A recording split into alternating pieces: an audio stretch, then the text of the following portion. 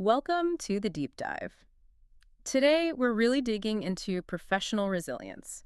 You know how those high growth tech careers, they almost never go in a straight line. That's right. We're looking at one specific journey today. It's got startups, corporate life, acquisitions, and yeah, pretty decent dose of what felt like sudden career-ending doom at the time. Yeah, exactly. And what we want to do is pull out the mindset, the sort of operational thinking needed to navigate that, not just survive it, but actually use those setbacks. Use them as building blocks, really. We're trying to pinpoint those moments where, anxiety got turned into action, profitable action, strategic action. There's this philosophy running through the whole story. It's simple, but kind of sums it up.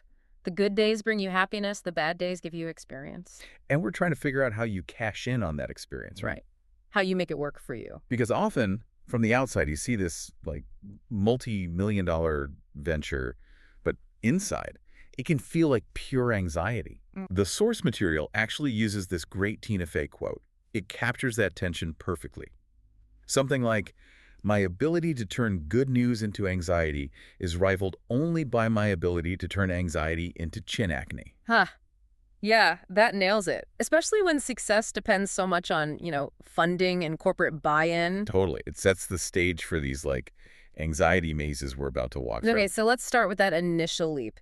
This person, she had that classic itch, right? Restless in her day job. Yeah. Didn't just want to work for a great company. She wanted to build one.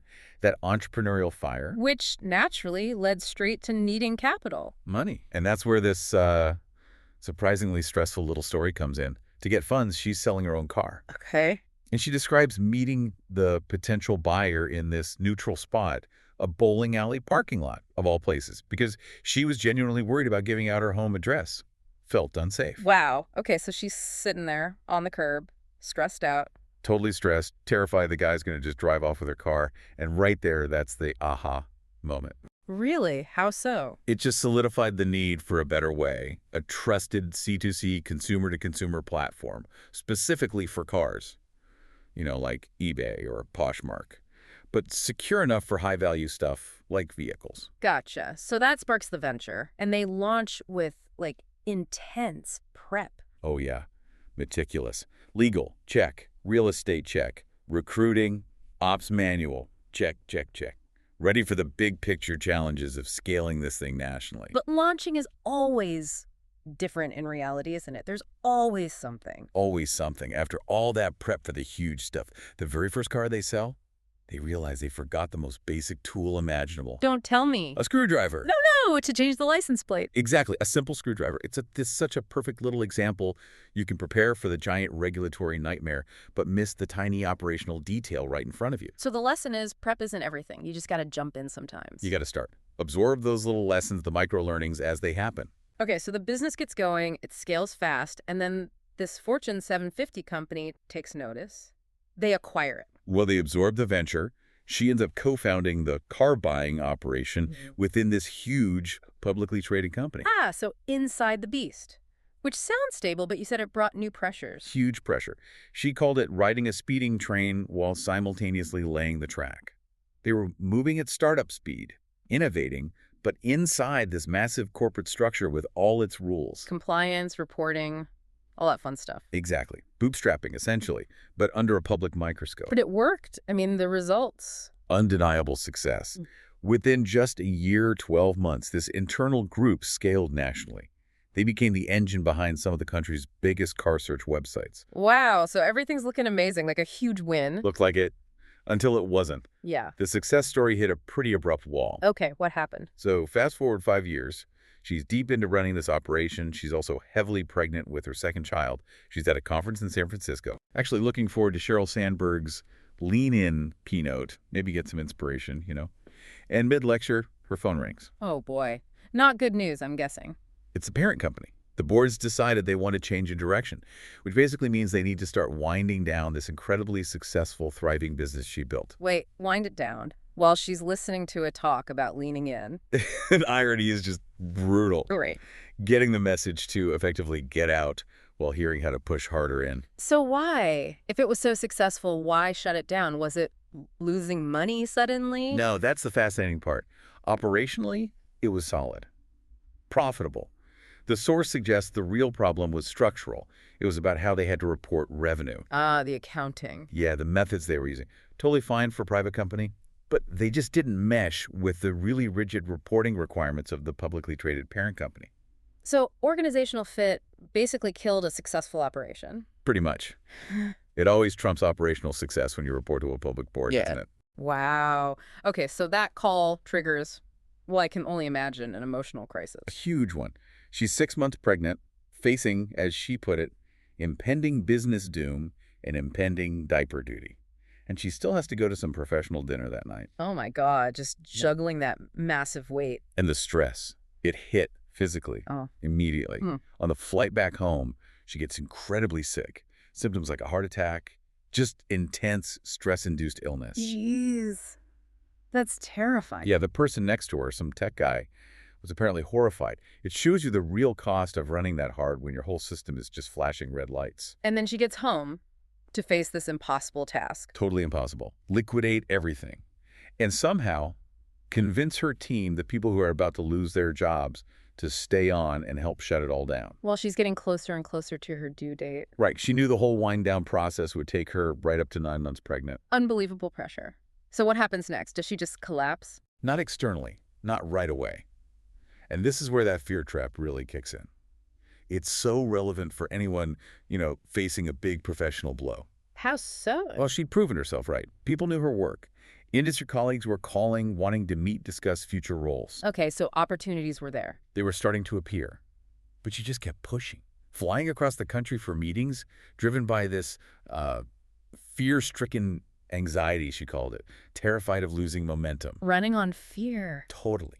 Until her doctor basically had to step in and say, you need to slow down or you're going to have this baby in another state. Wow. A literal wake-up call. You mentioned her compass for decision-making was malfunctioning. What did that look like practically? It meant she was just saying yes to everything, taking meetings, interviewing for roles, but out of panic, not strategy. Reactive, not proactive. Exactly. She realized she was bombing these meetings because she was just running on fumes, making choices purely based on fear of being unemployed, fear of becoming irrelevant, instead of looking at it like, is this actually a good opportunity? That immediate pressure to just do something, anything, blinding her to the need to do the right thing. Precisely. Okay, but wait. She's a successful executive, taking a full pause, stepping back. That feels like career suicide sometimes, doesn't it? How does she justify hitting pause? She reframed it. She realized the pause wasn't stopping, it was recalibrating. It was necessary. Okay. So she deliberately stepped back, started reading, listening to podcasts, seeking inspiration. But critically, she also got really clear on what she actually wanted next. She built a framework. Ah, the three-legged stool. This sounds important. It was her filter, her way to fix that broken compass. For any future entrepreneurial thing she'd consider, it had to meet 3 specific criteria. No exceptions. Okay, what are the 3 legs? Right. Number 1, the market timing had to be right. Is the world ready for this idea now? Makes sense. Number 2, the dollars. Real funding, enough to actually support sustainable growth, not just keep the lights on for 6 months. Crucial. And number 3. The right team, the right people to partner with. Skills, vision, temperament, the whole package. Market, money, team. If any leg was wobbly. The opportunity was out, Yeah. instantly disqualified. It gave her this objective way to evaluate things instead of just reacting out of fear. Smart. So armed with this new filter, she doesn't jump into a permanent job. No. Instead, she makes this really strategic pivot into short-term consulting, even taking projects a bit outside her usual wheelhouse. Consulting. After running a national operation, did that feel like a step down? You might think so, but it was actually brilliant. She said she started networking like it was her job. Ah, using it as intel gathering. Exactly. Consulting let her expand her skills, test the waters in different areas, meet potential partners, see who is doing interesting things, all without the long-term commitment. And it gave her headspace. Clarity. Huge clarity. She actually realized that some of her best, most innovative ideas came during those reflective periods, not when she was in the thick of operating. That's a really key point for anyone listening who might be in a down cycle or pause. It's not wasted time. Not at all. And she also realized something else important. What's that? Her personal brand was strong, really strong. Think about it. She was getting job offers while 9 months pregnant and actively shutting down her last business. Yeah, that says something. It says people value your track record and your potential. She realized, you're constantly being evaluated for roles that don't even exist yet, based on how you handle yourself, especially through difficulty. So leverage that brand. Yeah. Okay, so the consulting and the three-legged stool, how did that lead to the next big thing? Well, that networking paid off. A contact from her previous gig, the one that scaled really fast, reached out, had an idea, a potential venture. And she runs it through the checklist? Ran it through the three-legged stool. Hmm. Right market timing, check. Sustainable funding, big check. This one had serious backing. Oh, yeah. Who's involved? Some heavy hitters, billionaire entrepreneurs, actually. Right. Eric Levkowski and Brad Keywell guys, known for huge successes like Groupon, experts in big data aggregation. Wow. Okay, so definitely the right team, and Dollar's legs were solid. Absolutely. She'd successfully used that pause, that reflection, to position herself for a partnership with truly visionary, rock-solid investors. She joined them. Okay, so she dives into this new, well-funded venture. And this leads us to the first full circle moment, which is honestly kind of mind-blowing. It really is. She works hard, builds this new venture, makes it successful, and then she leads the sale of that business Don't tell me. to the exact same Fortune 750 parent company. No way. The one that told her to get out 5 years before. The very same one. The structure, the timing, it was all wrong back then. But now, she'd proven the concept's value externally, built it successfully, and sold it right back to them. An incredible validation. That is incredible. Vindication, almost. So after that major win, what's next? Start another one. She actually decided against starting from scratch again. Her focus shifted. She wanted to partner with really solid teams, visionary entrepreneurs. Immerse herself in the ecosystem. Wow. Investing, mentoring, more strategic consulting. Her philosophy became, discovery is always in the doing. Keep engaging, keep learning. Okay, staying active. And that doing led her to another key consulting gig, this time with a company called Fusion, really cutting-edge Silicon Valley tech, What were they doing? applying 3D computer vision and machine learning, specifically in the automotive space. So it perfectly blended her deep auto industry knowledge with this advanced AI tech. Very cool. And I have a feeling this leads to the second full circle. You guessed it. The story doesn't stop there.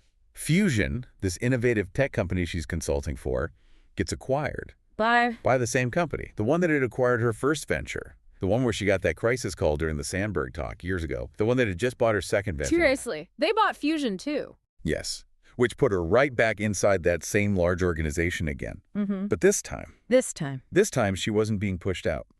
She was brought in, proudly leading their top-tier AI-powered vehicle inspection application, the exact role that leveraged everything she'd learned. Wow. So the timing was wrong all those years ago. Completely wrong then.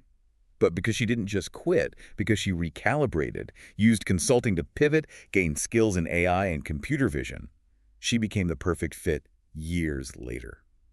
The organizational need finally matched her evolved skill set. What a journey. From that stressful bowling alley parking lot car sale. To leading a flagship AI product inside the very company that once represented, her biggest professional setback. It just hammers home that careers aren't ladders, they're roller coasters, right? Twists, turns, unexpected drops. Absolutely. And those closed doors, they weren't failures. They were necessary detours that ultimately opened up paths to way more interesting, complex work. Work she might never have found otherwise. Exactly. She ends with this really insightful point. It often takes time, distance from an event, to see the why, to understand how it fits into the bigger picture. Yeah, the first reaction when a door slams shut is usually fear, maybe panic, urgency. Right. But the real skill, the resilience, is in taking that breath, stepping back, using a filter like that three-legged stool, and looking for the actual opportunity hidden inside the setback. It reminds me of that Amy Poehler quote about career drive, how careers are like MSG. Yeah. How does that go? She says no matter how much of one you've had, you always want more. That relentless energy to find the next challenge. That fits perfectly. Mm-hmm. So maybe the final thought for you, the listener, is this. Take a second and reflect on your own momentum right now. Yeah. Is there a decision you're making, maybe subconsciously, that's based purely on fear? Fear of losing ground, fear of missing out, fear of irrelevance, rather than based on those solid three-legged stool qualifications, Is this a real opportunity? Is the timing right? Is the team right? Is the support sustainable? Maybe it's time to stop running on fumes, hit pause for a beat, and choose your next door strategically, not fearfully.